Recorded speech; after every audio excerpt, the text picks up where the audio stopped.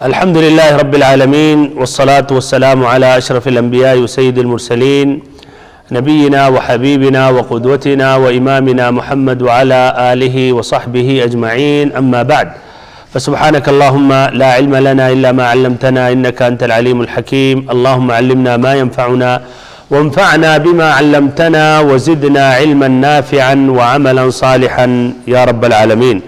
قابل احترام معزز بھائیوں، عزیز ساتھیوں اور ہماری ماؤں اور بہنوں، یہ باب شروط الصلاۃ جس میں نماز کی شرطوں کے متعلق حدیثیں ابن حجر رحمہ اللہ نے جمع کی ہیں، یہ درس نمبر 19 باب شروط الصلاۃ کا درس نمبر 19.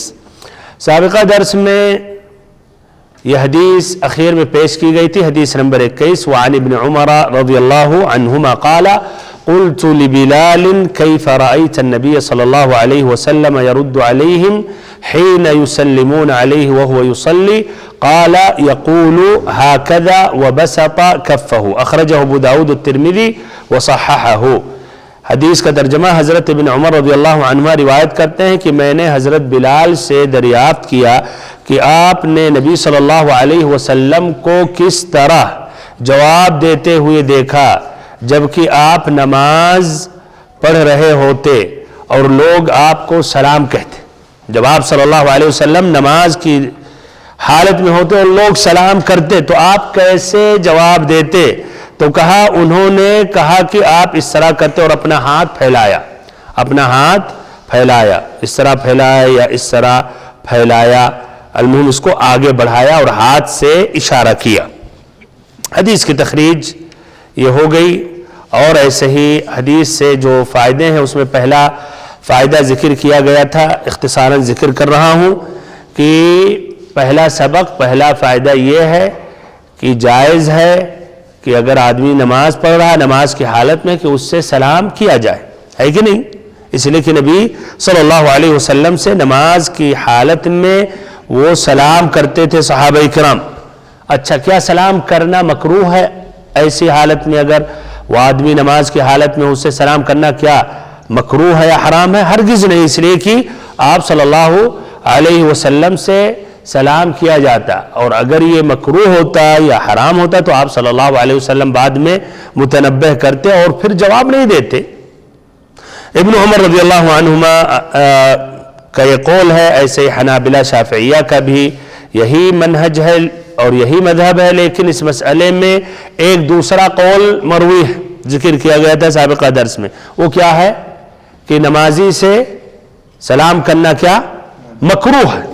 کیوں انہوں نے کہا مکروہ ہے؟ کہتے ہیں اس لیے کہ نمازی کا دل پھر جائے گا، ادھر متوجہ ہو جائے گا. پھر کہتے ہیں ممکن ہے کہ غلطی سے بھول کر وہ جواب دے دے، نمازی میں کہے وعلیکم السلام ورحمۃ اللہ مثلا. تو اس لیے انہوں نے کہا کہ یہ مکروہ ہے. لیکن صحیح قول کیا ہے؟ پہلا قول، اس لیے اس مسئلے میں حدیث واضح ہے. اور جہاں بھائیو حدیث نص ہے تو وہاں پھر عقلی اجتہاد کو نہیں لیا جائے گا. بہرحال یہ پہلا فائدہ تھا. اب دوسرا سبق یہ ہے کہ اب نمازی سے سلام کرنا جائز ہے. اب کسی نے اگر نمازی سے سلام کیا تو نماز کے دوران کس طرح وہ جواب دے گا؟ اشارہ سے جواب دے گا. اور پھر کیا یہ اشارہ کرنے سے نماز باطل ہوگی؟ ہرگز نہیں. جب اشارہ کرنا جائز ہے تو اس طرح اشارہ کرنے سے نماز باطل نہیں ہے، اگرچہ اس اشارہ کا مفہوم واضح ہو رہا کہ جواب دے رہے ہیں آپ. السلام علیکم کسی نے کہا، بغیر میں کہا السلام علیکم، آپ نے نماز کے دوران آپ نے ایسے کر دیا، واضح ہے سے کیا اشارہ ملا کہ آپ نے جواب دیا وعلیکم السلام ورحمۃ اللہ آپ کہہ رہے ہیں. تو یہ اشارہ مفہوم ہے، تب بھی نماز باطل نہیں ہوگی. کیوں؟ اس لیے کہ یہ کلام نہیں ہے. اور نماز باطل کب ہوگی؟ اگر آدمی بات کرے لوگوں سے، تو ایسی حالت میں نماز اس کی باطل نہیں ہے. یہ قول جمہور علماء کا ہے، جمہور الفقہاء کا ہے. اکثر علماء نے یہ کہا. اس میں جمع غفیر ہے، مالکیہ، شافعیہ، حنابلہ. یہ پہلا قول ہے. دوسرا قول کیا ہے؟ ہاں بھائی، جب سلام کرنا مکروہ ہے تو ان کے نزدیک پھر جواب دینا بھی مکروہ ہے، چاہے اشارہ ہی سے کیوں نہ جواب دے رہا ہو آدمی. تو کیا کہتے ہیں کہ جواب دینا مکروہ ہے، اشارے ہی سے کیوں نہ. یہ قول احناف کا ہے. بہت سے مسائل میں احناف کا قول الگ ہوتا ہے، مستقل رہتے ہیں، لیکن ان کی دلیل کیا ہے؟ بہرحال ہمیں دلیل دیکھنی چاہیے. اب تک تو یہی سمجھ میں آ رہا پہلا قول وہی راجح ہے. ان کی دلیل کیا ہے؟ دلیل ان کی ہے حدیث عبداللہ بن مسعود رضی اللہ عنہ. کہتے ہیں حدیث یہ ہے کننا نسلم علی رسول اللہ صلی اللہ علیہ وسلم وهو فی الصلاۃ، کہ ہم نبی صلی اللہ علیہ وسلم سے سلام کرتے تھے، آپ نماز کی حالت میں ہوتے تھے. فیرد علینا، تو آپ کیا جواب دیتے تھے؟ جواب دیتے تھے. اس سے واضح اور کس سے جواب دیتے تھے؟ چلو بہرحال زبان سے بھی ہو سکتا ہے، اشارہ سے بھی ہو سکتا ہے کہ نہیں. فلما رجعنا من عند النجاشی سلمنا علیہ، پھر جب ہم نجاشی کے پاس سے واپس آئے، یعنی ہجرت حبشہ، اس کے بعد واپس آئے، سلمنا علیہ، تو ہم نے آپ سے سلام کیا. فلم يرد علینا، تو آپ نے جواب نہیں دیا. فقلنا یا رسول اللہ كنا نسلم علیک فی الصلاۃ فترد علینا، کہ اللہ کے نبی ہم پہلے آپ سے سلام کرتے تھے، آپ جواب دیتے تھے. فترد علینا، بھائیو جواب دیتے تھے. غور کرے، جواب دیتے تھے زبان سے یا اشارے سے. اس کی اتنی وضاحت نہیں ہے، اس لیے بہت ضروری ہے بھائیو ترجیح کرنے کے وقت کہ کیا یہ قول میں صراحت ہے یا نہیں. اچھا، فترد علینا، پہلے آپ جواب دے دیتے تھے. تو آپ صلی اللہ علیہ وسلم نے کہا ان فی الصلاۃ لشغلا، کہ نماز میں آدمی مشغول رہتا ہے، یعنی اللہ تعالیٰ کے ساتھ مناجات میں، ذکر میں، دعا میں، ہے کہ نہیں. ان فی الصلاۃ لشغلا، آپ نے یہ وضاحت کی اور جواب دیا یا تعلیل، علت بیان کی کہ کیوں نہیں اب جواب دے رہے ہیں. یہ صحیح امام بخاری امام مسلم کی روایت ہے، اس طرح حدیث پر کوئی اشکال نہیں ہے. اچھا، یہ ان کی دلیل ہے. وجہ استدلال کیا ہے؟ کس طرح انہوں نے اس حدیث سے استدلال کیا؟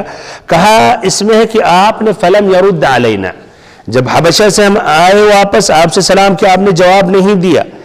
یہ پورا کرے شامل ہے، چاہے زبان سے ہو یا اشارے سے ہو، کرے شامل ہے تمام قسم کے جواب، لفظی جواب ہو یا فعلی ہو، صراحت ہو یا اشارہ ہو.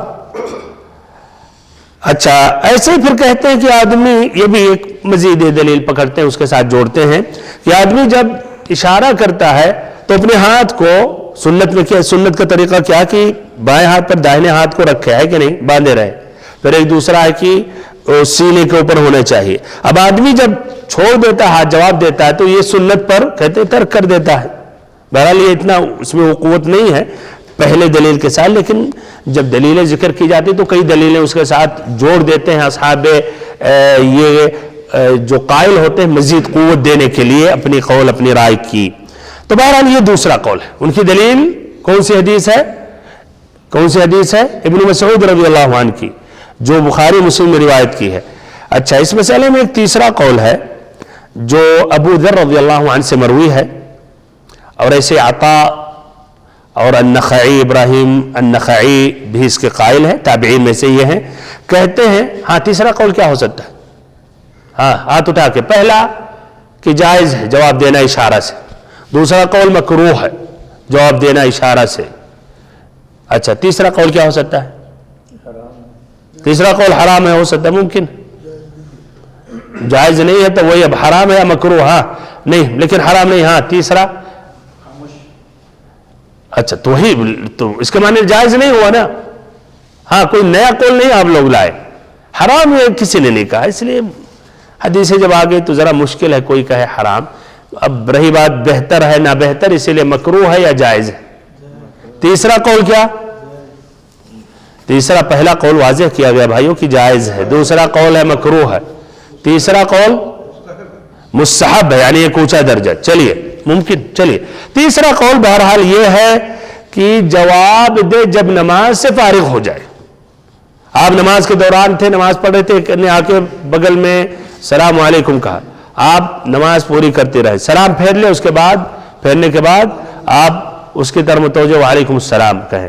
اور اگر فاصلہ لمبا ہو گیا تو آپ اس سے سلام کر لے، السلام علیکم، اس لیے آپ نے نماز کے دوران ہم سے سلام کیا، ہم جواب نہیں دے سکے، فاصلہ کافی ہو گیا تو میں ہی اب آپ سے سلام کر رہا ہوں. یہ تیسرا قول ہے.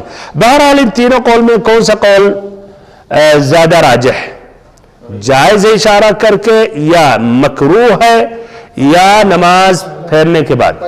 پہلا قول. کیوں؟ دلیل؟ اچھا دلیل ملتی ہے. اچھا لیکن ابن مسعود رضی اللہ عنہ کی حدیث کا کیا جواب دیں گے آپ تب؟ صراحت نہیں. ماشاءاللہ جزاک اللہ خیرا. ان تینوں اقوال میں پہلا قول زیادہ راجح ہے، اس لیے کہ اس مسئلے میں جو حدیثیں ہیں صراحت ہے، اس میں صراحت سے مراد کیا ہے؟ یعنی واضح کہ آپ صلی اللہ علیہ وسلم جواب دے رہے اشارہ کر کے. تو یہ ادھر اب اس کی تعویل کی گنجائش نہیں کہ آپ اشارہ کر کے جواب دے رہے تھے. اچھا اسی لیے اس حدیث سے امام احمد نے بھی استدلال کیا اور اس پر انہوں نے عمل کیا اسی حدیث کا حوالہ دے کر، جس طرح کی سابقہ درس میں یہ بات گزری. اچھا اب رہی بات ابن مسعود رضی اللہ عنہ والی حدیث، حقیقت میں اس حدیث میں قوت ہے کہ پہلے آپ صلی اللہ علیہ وسلم سے سلام کرتے تھے، آپ جواب دیتے تھے، پھر جب حبشہ سے واپس آئے ہم سلام کرتے تھے تو آپ جواب نہیں دیتے. تو اس کا جواب دیتے ہیں کہ یہ مراد اس حدیث سے ہے، یعنی زبان سے جواب نہیں دیتے، یعنی کہتے پہلی بات اس حدیث میں صراحت نہیں ہے. نمبر دو، اگر یہ حدیث اپنی جگہ صحیح ہے لیکن کہتے ہیں اس سے مراد یہ ہے کہ زبان سے پہلے آپ جواب دیتے تھے شروع یعنی اسلام میں، پھر بعد میں آپ نے زبان سے صراحت کے ساتھ جواب نہیں دیا. لیکن اس کا معنی مطلب نہیں ہے کہ اشارہ سے جواب نہیں دیتے تھے، بلکہ دوسری حدیثوں سے واضح ہوا کہ اشارہ سے جواب دیتے تھے. اس طرح کہتے ہیں دونوں حدیثوں پر عمل کیا جا رہا ہے. اسی لیے جمع کرنا حدیث، کوئی ایک حدیث کو لے کر دوسرے کو رد کرنے سے پہلے مرحلہ ہے جمع. اہل علم کیا کہتے ہیں؟ جب دو حدیثوں میں بظاہر تعارض ہو جائے، جس طرح ادھر سامنے بظاہر تعارض دکھ رہی ہیں. ایک جو حدیث الباب ہے یہ جو آپ کے سامنے ابن عمر رضی اللہ عنہما والی حدیث ہے، بلال رضی اللہ عنہ سے پوچھا کس طرح آپ صلی اللہ علیہ وسلم دوران نماز جواب دیتے تھے، تو انہوں نے کہا اپنے ہاتھ سے اشارہ کرتے تھے، ہے کہ نہیں؟ یہ ایک حدیث آگئی. اور دوسری حدیث ابن مسعود رضی اللہ عنہ کی جو حدیث ہے کہ آپ جواب نہیں دیتے تھے. تو دونوں میں سے ایک حدیث کو لے لے، دوسرے کو رد کرے، اس سے بہتر کیا ہے کہ آپ جمع کریں. جمع کرنے کی شکل کیا ہے کہ ابن مسعود رضی اللہ عنہ والی حدیث کو حمل کیا جائے، یعنی اس کو اس مفہوم پر لیا جائے کہ مراد ہے زبان سے. تو زبان سے آپ جواب نہیں دیتے تھے اور شروع اسلام میں زبان سے جواب دے دیتے تھے. اور دوسرے حدیث اجازت ہے کہ اشارے سے آپ جواب دے سکتے ہیں. تو اس طرح دونوں حدیثوں پر عمل کیا جا رہا ہے، دونوں حدیثوں کو جمع کیا جا رہا ہے، دونوں کو اکٹھا کیا جا رہا ہے. اب ادھر یہ بات واضح ہو جانے کے بعد کہ یہ جائز ہے، سوال یہ ہے اب یہ اشارہ کا طریقہ کیا ہے، کس طرح اشارہ کرے؟ اس میں ہاتھ سے ایسے کرے. کب سے اشارہ؟ اور اگر مان لیں ایسے اشارہ کر دیا تو مراد ہاتھ ہلانا، اشارہ واضح ہو جائے، کچھ اوپر گیا نیچے گیا، ہاتھ کو کچھ قریب کر دیا یا ایسے، تو وہ بھی اشارہ ہو گیا. مقصد اشارہ کرنا. اگر اپنی جگہ پہ ایسے کر دیا تو اشارہ وہ ہو گیا. لیکن کچھ راوی نے اس کی وضاحت کیا کی، جیسا سابقہ درس میں ذکر اس کا کیا گیا. جعفر بن عون نے کیا کہا؟ وَجَعَلَ بَطْنَهُ أَسْفَلْ وَجَعَلَ ظَهْرَهُ فَوْقَ. ایک جو راوی انہوں نے اس کی تشریح اس طرح کی ہے. المهم لیکن اگر اشارہ کر دیا آدمی اپنی جگہ ایسے کر دیا تو وہ بھی داخل ہے اشارے میں. تو یہ پہلا طریقہ. اچھا کیا اور بھی طریقے مروی ہیں ہتھیلی کے علاوہ؟ تو اس میں یہ مروی ہے کہ انگلی سے جواب دینا، انگلی سے، یہ بھی مروی ہے. یعنی غالباً یہ جو شہادت والی انگلی ہے، یہ طریقہ یہ جو مروی ہے یہ ابن عمر رضی اللہ عنہ کی ایک حدیث ہے جو صہیب سے روایت کرتے ہیں. مررت برسول اللہ صلی اللہ علیہ وسلم وهو يصلي فسلمت علي فرد علي إشارة وقال الليث بن سعد أحد الرواة لا أعلم إلا أنه قال إشارة بإصبعه. کہ صہیب کہتے ہیں مرتبہ میں نبی صلی اللہ علیہ وسلم سے گزرا، آپ نماز پڑھ رہے تھے تو ہم نے سلام کیا، آپ نے اشارہ سے جواب دیا. لیث بن سعد جو اس کے اکراوی ہے کہتے ہیں کہ ہمیں معلوم نہیں الا انه قال لیکن یہ ہے کہ انہوں نے یہ کہا اشارتن باصبعہ کہ اپنے انگلی سے اشارہ کیا. تو یہ دوسرا طریقہ. الشوکانی کہتے ہیں کہ یہ دونوں جائز ہیں, یہ دونوں جائز ہیں. ایک تیسرا بھی طریقہ مروی ہے. وہ کس طرح؟ تیسرا کیا ہو سکتا ہے؟ بہت صحیح ماشاءاللہ. تیسرا کہ سر سے نماز پڑھیں آپ ایسے سر ہلا دیں. لیکن یہ تیسرا جو مروی ہے ابن مسعود رضی اللہ عنہ کی ایک حدیث میں فأومأ برأسی کہ اپنے سر سے اپنے سر کو جھکایا, تو یہ فقال برأسی یعنی الرد اپنے سر سے جواب دیا. یہ بیہقی نے روایت کی ہے, لیکن یہ راوی میں ایک راوی میں کلام ہے جو محمد بن سلط التوزی ہیں اور وہ منفرد ہیں, اکیلے روایت کر رہے ہیں, اسی لیے یہ حدیث ضعیف ہے. تو اس طرح کتنے طریقے ثابت ہیں جواب دینے کا؟ کتنے طریقے ثابت ہیں؟ دو, ایک ہتھیلی سے اور ایک انگلی سے, اور سر والا ثابت نہیں ہے. سر والا ثابت نہیں ہے, ضعیف روایت مروی ہے. تو اس طرح دو طریقے ثابت ہیں اور تیسرا طریقہ ثابت نہیں ہے. اس طرح اس حدیث کے متعلق بات مکمل ہو گئی. ابھی بھی اس درس کے وقت میں ٹائم باقی ہے, تو ہم آگے بڑھتے ہیں اور حدیث نمبر 22 پیش کرتے ہیں جو اس باب کا اخیر حدیث سے پہلے والی حدیث ہے.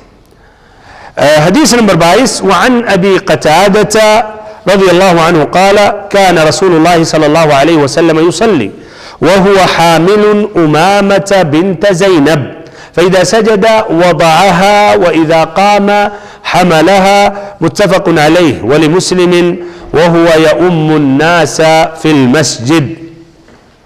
حدیث کا ترجمہ حضرت ابو قتادہ انصاری رضی اللہ عنہ سے مروی ہے کہ رسول اللہ صلی اللہ علیہ وسلم نماز پڑھاتے ہوئے اپنی نواسی امامہ بنت زینب کو اٹھائے ہوئے ہوتے. اپنی نواسی امامہ بنت زینب کو اٹھائے ہوئے ہوتے نماز کی حالت میں. آپ جب سجدے میں جاتے تو اسے نیچے اتار دیتے, اور سجدہ کر کے کھڑے ہوتے تو اسے دوبارہ اٹھا لیتے. بخاری و مسلم, اور مسلم میں یہ اضافہ بھی ہے, آپ لوگوں کو مسجد میں امامت کرا رہے ہوتے تھے. تو یہ فرض نماز میں امامت کی حالت میں آپ صلی اللہ علیہ وسلم کیا امامہ بنت زینب کو اٹھائے رہتے تھے, یا اس نماز میں آپ نے اٹھایا, اور اس کی وضاحت ہے کہ کندھے پر اٹھائے ہوتے تھے یا بیٹھائے ہوتے تھے. حدیث کی تخریج متفق علیہ بخاری مسلم نے روایت کی ہے. تب بھی آپ دیکھ رہے ہیں شجرہ 4 راستے دکھ رہے ہیں. اس کا کیا معنی؟ مطلب کہ کئی طریقوں سے انہوں نے روایت کی ہے. یہ چاروں طریقوں کا ذکر کرتے ہیں. پہلا جو طریق ہے امام بخاری نے روایت کی ہے کتاب الصلاۃ, باب اذا حمل جاریۃ علی عنقہ فی الصلاۃ. دیکھیں امام بخاری نے جو ترجمہ باندھا کیا, اذا حمل جاریۃ, کہ اگر کسی بچی کو اٹھایا اپنے عنق سے مراد کیا؟ کندھے پر, فی الصلاۃ نماز میں. پیج نمبر 88 اور حدیث نمبر 516. امام بخاری کے ابواب میں بھائیو فقہ موجود ہوتے ہیں. حدیث سے وہ بہت ہی کبھی گہرائی سے فائدہ لیتے ہیں. ظاہری فائدے کا پر نہیں باب باندھتے, اس لیے واضح ہے, لیکن کوئی کبھی کچھ گہرائی تک جاتے ہیں, وہ فائدہ ذکر کرتے ہیں جس طرح کہ ابھی واضح ہوگا. اور ایسے ہی امام بخاری نے پھر ابھی اسی حدیث کو دہرایا ہے باب الادب میں. کیوں باب الادب میں دہرایا؟ اسی لیے وہ فقہ الحدیث بیان کرتے وقت یہ دونوں کا ذکر کیا جائے گا. دونوں جو باب باندھا امام بخاری نے اس کے متعلق بات آئے گی. باب الادب میں کیوں ذکر کیا ہے وہ بھی انشاءاللہ یہ واضح کیا جائے گا. بہرحال تو یہ امام بخاری نے پیج نمبر 88 حدیث نمبر 516, امام مسلم نے پیج نمبر 221 حدیث نمبر 543, کتاب المساجد و مواضع الصلاۃ, باب جواز حمل الصبیان. اچھا ادھر بات آ گئی, یہ باب جو باندھا گیا ہے امام مسلم میں کتاب صحیح مسلم میں, یہ امام مسلم نے ذکر کیا ہے یا دوسروں نے؟ امام نے. ماشاء اللہ جزاک اللہ خیرا. ہاں امام مسلم نے صرف کتاب باندھا ہے, لیکن انہوں نے بہت ترتیب سے حدیثوں کو ذکر کر دیا ہے مرتب, لیکن باب انہوں نے باندھا, اپنے سے باب نہیں لکھا. لیکن حدیث کو اس طرح انہوں نے ترتیب دے دی کہ حقیقت میں الگ الگ اس کے اندر بٹا ہوا ہے الگ الگ باب میں. تو کس نے باب باندھا بعد میں؟ امام نووی جو اس کے شارح ہیں، جو حدیث کی وہ شرح مسلم کی شرح لکھتے ہیں اور صحیح مسلم اور صحیح امام بخاری میں جو ابواب ہے وہ کس نے لکھا ہے؟ خود امام بخاری نے.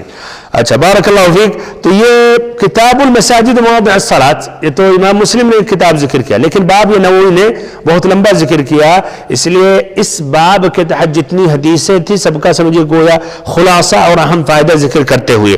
تو انہوں نے ذکر کیا باب جواز حمل الصبیان في الصلاة وأن ثيابهم محمولة على الطهارة حتى يتحقق نجاستها وأن الفعل القليل لا يبطل الصلاة وكذا إذا فرق الأفعال. تقریباً 4 فقہی باتیں ذکر کر رہے ہیں اور یہ چاروں کا ذکر فقہ الحدیث میں آئے گا جب میں واضح کروں گا. مثلا اختصاراً میں ادھر بہرحال ٹھہرنا نہیں چاہتا ہوں، آگے بڑھ جاتا ہوں، لیکن بات آگے ایک مثال دے رہا ہوں اور آئندہ اتنی تفصیل سے نہیں رکیں گے. ایک مثال بات آگے تاکہ واضح ہو جائے. دیکھیں باب جواز حمل الصبیان فی الصلاۃ. نمبر 1 کی جائز ہے کہ بچوں کو نماز کے دوران اٹھایا جائے. نمبر 2 وَأَنَّ ثِيَابَهُمْ مَحْمُولَةٌ عَلَى الطَّهَارَةِ، اور ان کے جو کپڑے ہیں وہ الاصل کیا ہے؟ پاک. حَتَّى يَتَحَقَّقَ نَجَاسَتُهَا، یہاں تک کہ یقین ہو کہ اس میں نجاست ہے، ورنہ الاصل شک نہیں کریں گے کہ چھوٹے بچے یہاں پاک ہو نہیں پاک ہے الاصل. ایسے نمبر 4 وَأَنَّ الْفِعْلَ الْقَلِيلَ لَا يُبْطِلُ الصَّلَاةَ، اور نماز کے دوران تھوڑا بہت فعل حرکت کرنے سے نماز باطل نہیں ہوتی. اور نمبر 5 ایسے ہی اگر فرق الافعال، یعنی 4 یا اس کو تفصیلاً 5 ہو سکتا ہے، اس کو اگر کریں گے اس کے ساتھ تو تفصیلاً 5 ہوگا، ساتھ میں جوڑ لیں گے تو 4 ہی رہے گا. ایسے ہی اگر ان افعال کو اس نے بانٹ دیا، یعنی متفرق برابر مداومت کے ساتھ حرکتیں اس نے نہیں کی، تب بھی اس کی نماز باطل نہیں ہے. بہرحال اتنے فائدے انہوں نے اس حدیث کے متعلق ذکر کیا. بہرحال یہ حدیث کی روایت یہ امام بخاری امام مسلم نے کی ہے اس طریق سے جو دیکھ رہے سامنے. مالک جو روایت کرتے ہیں عامر ابن عبداللہ ابن زبیر سے، جو روایت کرتے ہیں عمر ابن سلیم الزرقی سے، جو روایت کرتے ہیں ابو قتادہ الانصاری رضی اللہ عنہ سے. ایسے امام مسلم روایت کرتے ہیں دوسرا طریق ان کا دیکھیں آپ، طریق سفیان سے روایت کرتے ہیں، جو روایت کرتے ہیں عثمان ابن ابی سلیمان وابن عجلان، 2 سے سفیان 2 سے روایت کر رہے ہیں، عثمان ابن ابی سلیمان وابن عجلان، یہ دونوں یعنی امام مالک کے ساتھی ہیں، اسی طبقہ میں ہیں. یہ دونوں حضرات روایت کرتے ہیں عامر ابن عبداللہ ابن زبیر سے، جو روایت کرتے ہیں عمر ابن سلیم الزرقی سے، جو روایت کرتے ہیں ابو قتادہ سے. وہی اسناد ہے لیکن اس میں یہ لفظ آتا ہے رأیت النبی صلی اللہ علیہ وسلم یؤم الناس، یہ لفظ آتا ہے ادھر نہیں آتا ہے. رأیت النبی صلی اللہ علیہ وسلم یؤم الناس، کہ آپ صلی اللہ علیہ وسلم کو ہم نے دیکھا امامت کرا رہے ہیں، جبکہ یہ جو پہلا جو لفظ اس میں یوم الناس نہیں آیا ہے کہ نہیں. وَأُمَامَةُ بِنْتُ أَبِي الْعَاصِ وَهِيَ ابْنَةُ زَيْنَبْ بِنْتُ رَسُولِ اللَّهِ صلی اللہ علیہ وسلم عَلَىٰ عَاتِقِهِ، اور امامہ بنت ابی العاص نبی صلی اللہ علیہ وسلم کے کندھے پر ہیں. یہ روایت وہی مسلم جو ذکر کیا ہے نا ابن حجر نے، وَلِمُسْلِمٍ یؤم الناس فی المسجد، لیکن فی المسجد کا لفظ نہیں آتا، یؤم الناس کا لفظ آتا ہے. لیکن سیاق سے واضح ہو رہا کہ امامت کرا رہے تھے تو گھر میں تھوڑی مسجد ہی میں کراتے تھے. لیکن یہ لفظ یؤم الناس فی المسجد جس طرح ابن حجر نے ذکر کیا اس طرح باللفظ نہیں ہے یؤم الناس فی المسجد، بلکہ یؤم الناس ہے. اور پھر باقی اور سیاق سے واضح ہو رہا کہ وہ مسجد ہی میں آپ امامت کرا رہے تھے. پھر مزید اس کی بھی وضاحت ہے علی عاتقہ، کہ آپ کے کندھے پر. تیسرا جو طریق ہے امام مسلم نے روایت کی ہے، ایسے امام بخاری نے بھی روایت کی ہے. پیج نمبر 1049 حدیث نمبر 5996 کتاب الادب. اچھا کیوں کتاب الادب میں ڈالا؟ سوچیں یہاں تک فقہ الحدیث تک بات آئے. باب رحمت الولد وتقبیلہ ومعانقتہ، چلیے یہ ترجمہ کر دوں گا تو بات واضح ہو جائے گی. بچے پر رحم کرنا، اسے بوسہ دینا اور اسے معانقہ گلے لگانا.